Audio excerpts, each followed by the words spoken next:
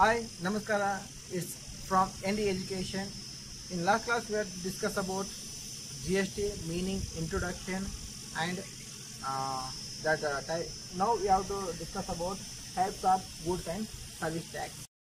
Yes, first one is Central Goods and Service Tax, that is the SGST, and the second one State Goods and Service Tax, that is the SGST.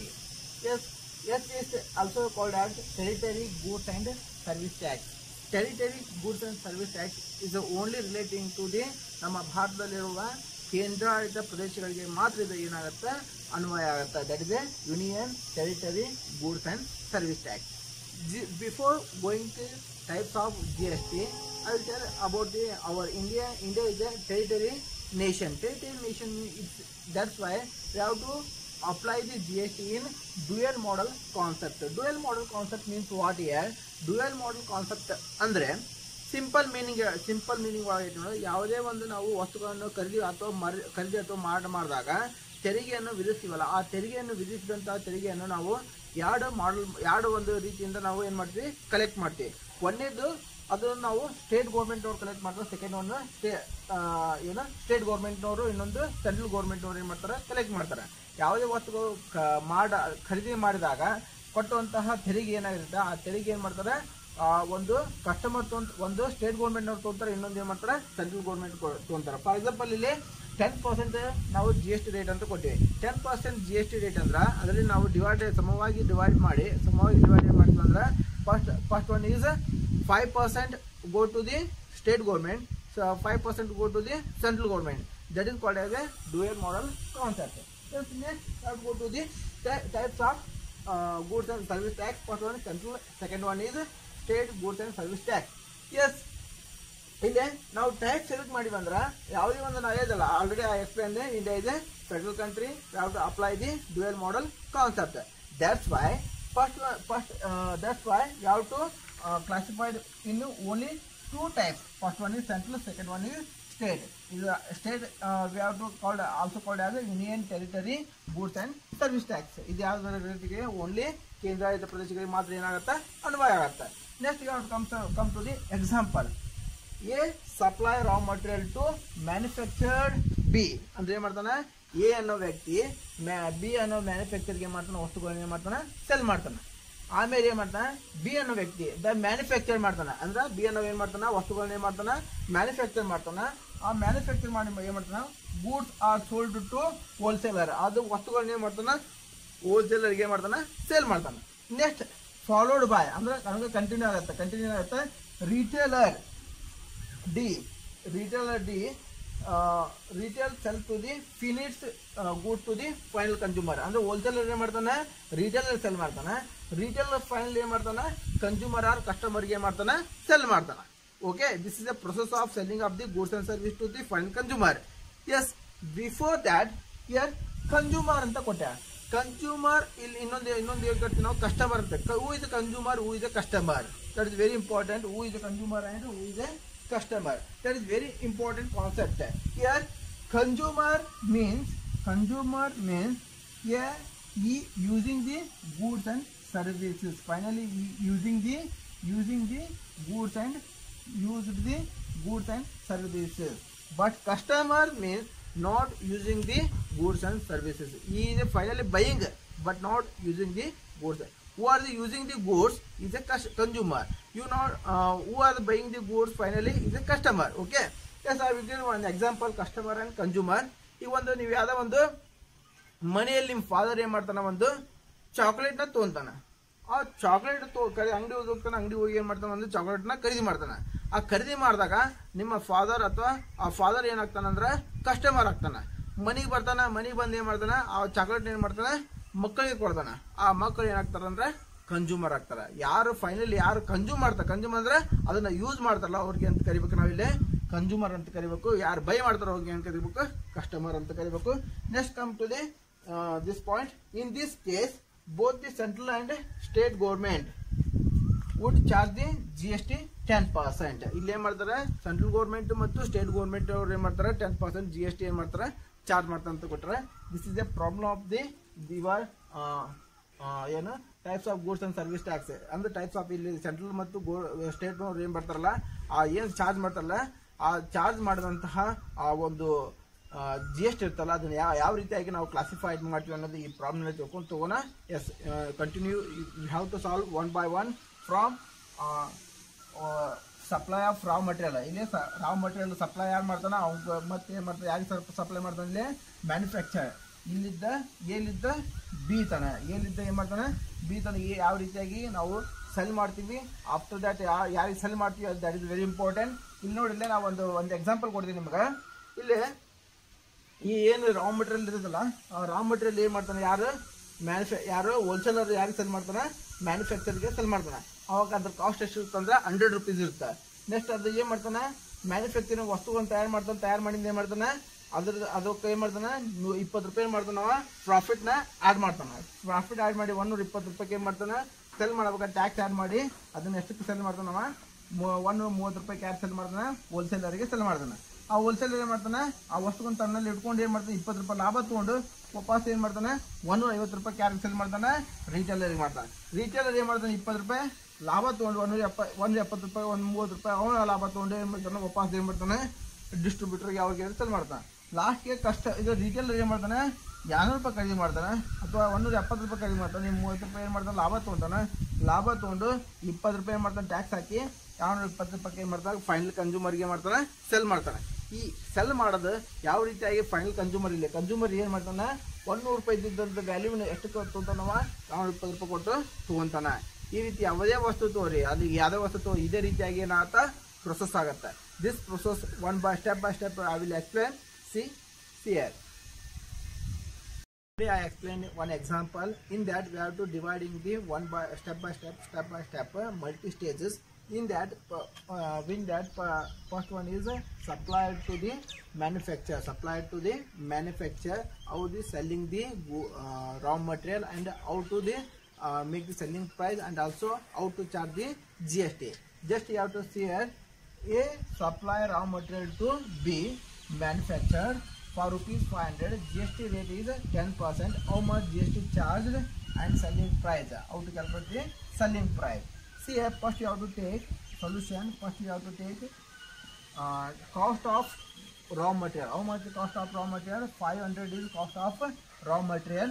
And next you have to take add the GST. GST you have to classify in two. First one is central goods and service tax. Second one state goods and service tax. 10% you have to divide it by 2 means that is a 5% each stages each SGST and CGST. See here 500 into 500 into 5 divided by 100 means that is a 25 rupees and same thing SGST also 25.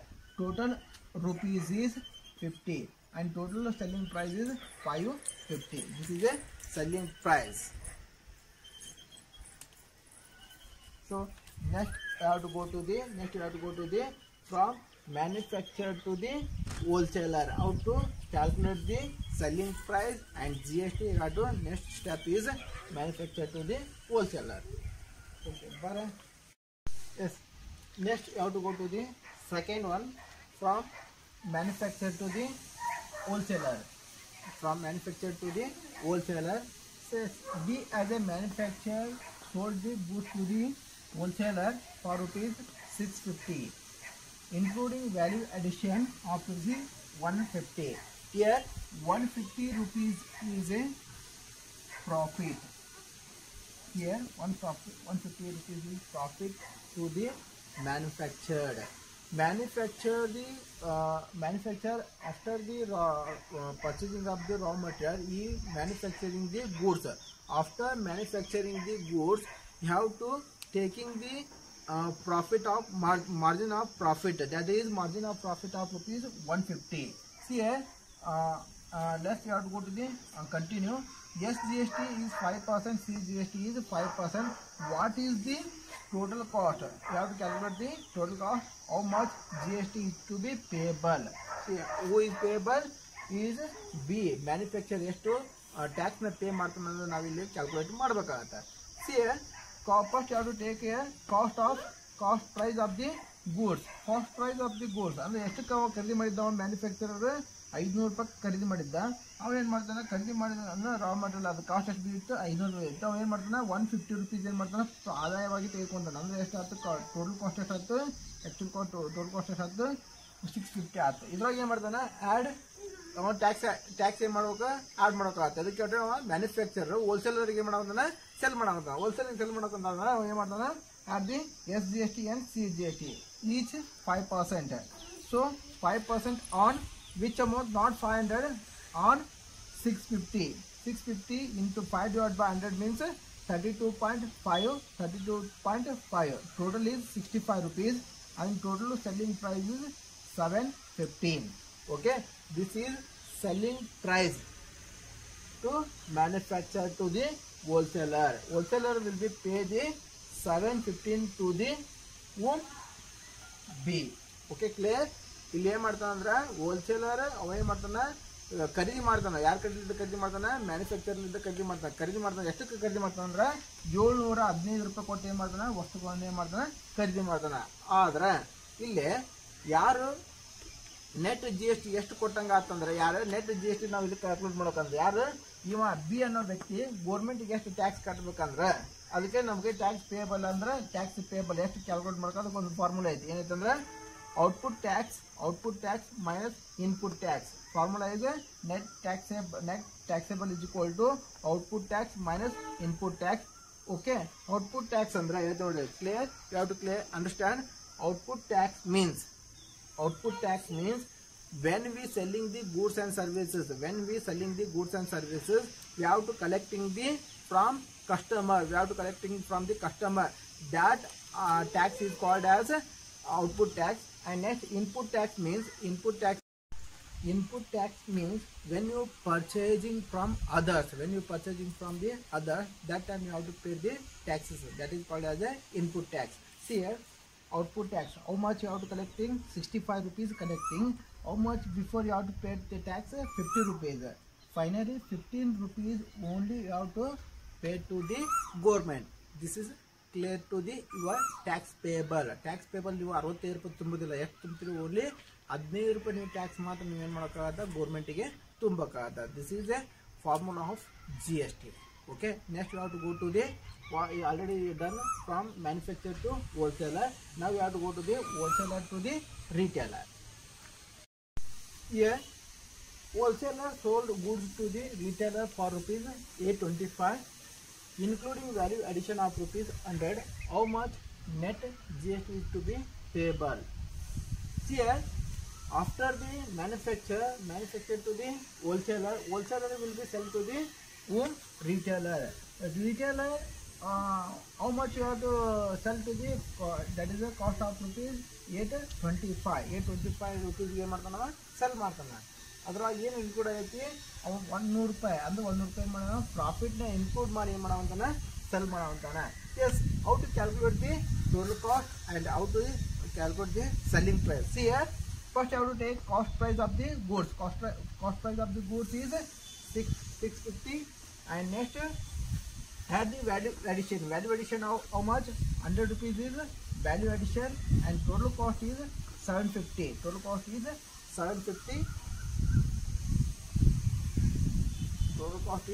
750 and you have to add SGST and CGST. In percentage is same. In the final customer to the percentage will not never change. Here 5% to the SGST, 5% to the CGST on this amount. What the total cost or that total cost you have to calculate the your GST amount 37.5. Total cost, total GST is 75 rupees. Finally total selling price is 825. Now we have to calculate the net GST payable. Who is payable? Seller, wholesaler. How much payable to the government? That is calculated. Formula is output tax and input tax. Already I explained. Once again I will explain output tax and input tax. Output tax means when we selling to the customer we have to collect it from the customer. That tax is called as a output tax. This is we payable to the when we purchase from the others, that time what we paid, that is called as input tax. ಇದು ನಾವು collect ಮಾಡೋದು, ಇದು ನಾವು pay ಮಾಡೋದು. ಎಷ್ಟು pay ಮಾಡಿದ್ವಿ ನಾವು? 65 ರೂಪಾಯಿ ಪೇ ಮಾಡಿದ್ವಿ. ಈಗ ಎಷ್ಟು ಟ್ಯಾಕ್ಸ್ ನಾವು ಕಲೆಕ್ಟ್ ಮಾಡಿದ್ವಿ? 75 ರೂಪಾಯಿ. ಎಷ್ಟು ಹೆಚ್ಚಿಗೆ ಟ್ಯಾಕ್ಸ್ ಕಲೆಕ್ಟ್ ಮಾಡಿದ್ವಿ? that tax paid to the government, that is 10 rupees. Next we have to go to the next. Finally retailer will sell the good to the customer. You have to calculate that amount.